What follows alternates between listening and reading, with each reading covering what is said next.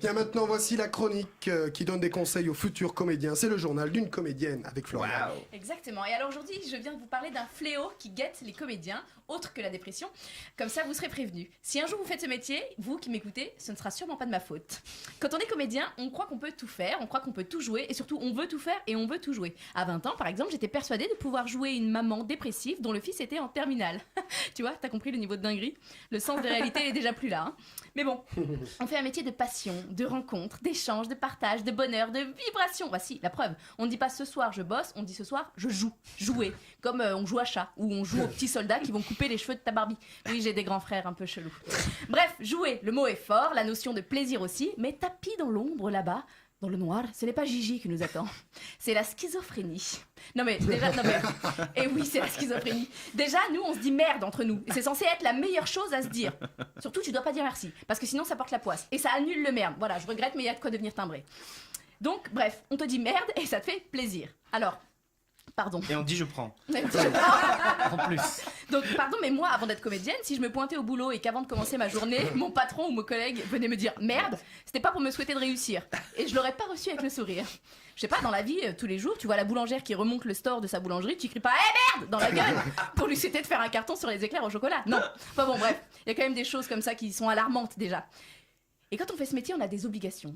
Par exemple, le 22 mars, tu dois tourner. Et bah, le 22 mars, tu dois tourner. Et à moins d'avoir un accident mortel, tu iras tourner. Tu as signé, le tournage a lieu, rien à foutre. Tu viens de perdre toute ta famille dans un accident d'avion, les funérailles sont aujourd'hui.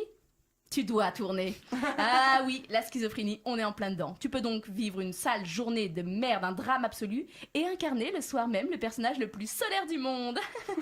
Mais pareil sur la scène, hein, c'est-à-dire que tu peux te faire larguer comme une merde par le père de tes enfants à 10h qui t'annonce qu'il va vivre avec ta meilleure amie. Ce soir, sur scène, tu es le plus joyeux du monde, tu dois rire, tu dois faire rire, tu dois sourire, et tu ne dois pas montrer une seule seconde que t'es à 2 doigts de te foutre en l'air. Non vraiment, c'est pas facile. Et surtout, c'est pas fini. Je voudrais clarifier un petit point avec vous, chers auditeurs, chers auditrices. Quand on est comédien, c'est comme si on passait son bac 3 fois par mois. La même dose de stress. À chaque audition, tu joues ta life, tu joues ta carrière. À chaque audition, tu te persuades que c'est pour toi. À chaque audition, tu t'infliges une bonne dose de stress similaire à celle du bac, donc c'est vrai. Et avant d'entrer en scène, c'est valable.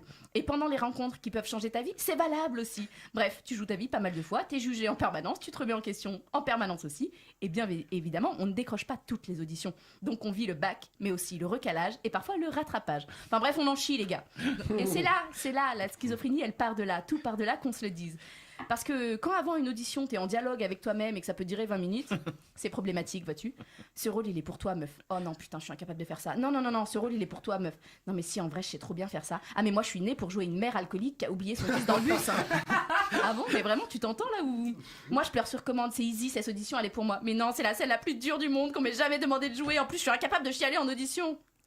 Bon, le jour de l'audition arrive, tu t'y rends en voiture parce que t'es en retard, que c'est loin, qu'il y a une grève RATP, tu viens de renverser une petite grand-mère, exactement. Tu viens de renverser une petite grand-mère, ouf, elle est vivante, mais toi t'es encore sous le choc. T'arrives à destination, tu descends toute tremblante de ta voiture, tu glisses sur une merde, tu te défonces le coccyx sur le trottoir, ça te déclenche une bonne migraine, tu te souviens que t'avais laissé ton portefeuille sur le toit de ta voiture et que tu l'as oublié. Oui, tu viens de perdre tous tes papiers, ta CB, 50 €. Mais attention, dans 5, 4, 3, 2, 1, ça y est, tu as franchi la porte du bureau de casting, tu dois sourire! Toute gencive dehors pour montrer aux Dircast que t'es hyper contente d'être là. Alors que tu n'as qu'une envie là tout de suite maintenant, c'est celle de disparaître. Mais non, c'est parti pour donner le meilleur de toi-même. C'est bon, j'étais assez convaincante avec la schizophrénie latente. Ça va. Non, parce que je peux aussi vous raconter le jour où j'ai chié l'audition de ma vie. J'aurai plus jamais des auditions comme ça, c'est la fin du monde. Maman, j'ai raté ma vie, je l'aurai jamais. Attends, il y a quelqu'un qui m'appelle. Maman, j'ai eu le rôle! Non, mais non, pas l'audition d'aujourd'hui, celle d'il y a 15 jours. Mais oui, c'est le plus beau jour de ma vie, maman! Voilà, mon journal d'une comédienne sur les montagnes russes s'achève ici, mais n'oubliez pas, quel que soit le drame du jour, le drame de votre vie entière, si vous êtes seul ou mal aimé, une fois sur scène, on oublie tout parce qu'on fait le plus beau métier du monde! Ouais.